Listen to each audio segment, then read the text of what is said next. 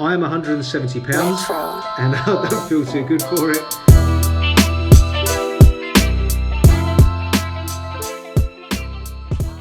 Okay, day 6, and we are back to back and biceps because it's pull day. Second one of the week. Everything remains the same as it was before. We're going to keep all the variation going where we're going to do pull downs and rows. We're going to use wide grips and we're going to use narrow grips. But something that I noticed today was it's now day 5 of restricted carbohydrate.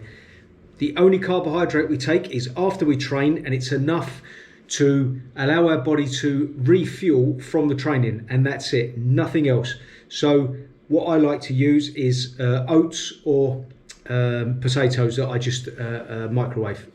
Okay, so all we're doing is replenishing the stores purely for the training, not for what we do for the other 23 hours of the day. All right, they're what we call the NEAT, non-exercise activity thermogenesis, walking up a set of stairs, carrying something. Everything we do the rest of the day, our body's now going to have to tap into our fat reserves. So I'm just starting to notice that that's happening, and it's a feeling, it's a weird feeling. It's not a lack of energy, but you just feel a different form of energy when you train. And tomorrow, which is the last training session of the week, which is legs and core and some cardio, that's when I'll notice it most. And it's an impossible feeling to explain, but your energy system feels different, not better, not worse, different. Okay, so what did we do today? Well, first thing we done, as we did in the previous back session, was we warmed our lats and shoulders up by doing the straight arm pull down. As I said, good exercise to get you warm. It gets the blood flowing, gets the synovial fluid moving around the shoulders and the scapula, the shoulder blades.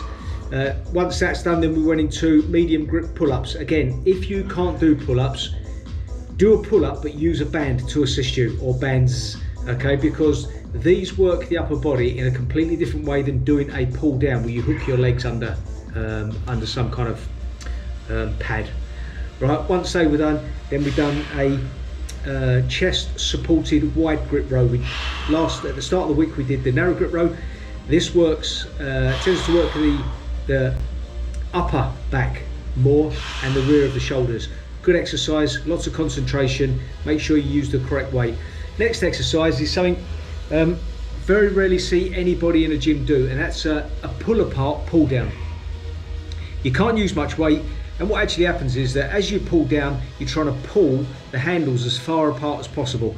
Most people start with a weight, and at the end of the first set they halve that weight because it's an exercise where you really concentrate. From there straight onto a narrow grip row.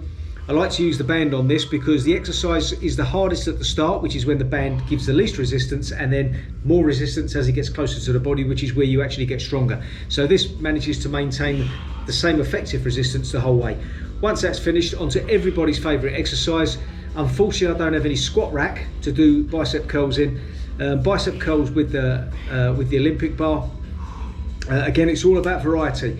I don't think they're the best exercise to do, but it's about variety. And then once we finish the bicep curls, we've done a hammer curl. Most people that go to a gym, most people in life have got a weak grip because they never do anything where they hang on to things, and it's always a weakness.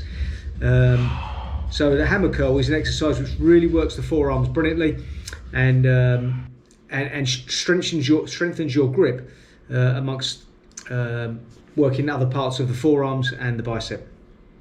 All right, so that was the back session done. I think 50 minutes, and it leads us nicely into tomorrow's session, which is probably the most demanding session of the week because probably our glycogen levels will be at the base level that we need them to be. That's the blood sugar that we use as energy. That's going to be at the bottom level, and we're going to be doing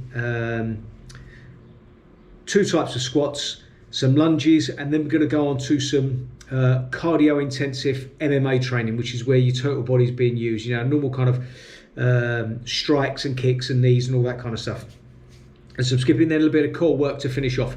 But in those MMA sessions, your core gets worked a lot. If you punch a bag, your core gets worked. If you kick a bag, your core gets worked. If you knee a bag, your core gets worked. Any of those exercises involve a lot of core work, and that's the way that the core muscles are designed to be used, which is twisting of the spine, okay, to stabilize the spine as it twists left to right. All right, so back done.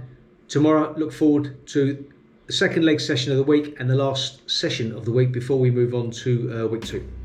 Laters.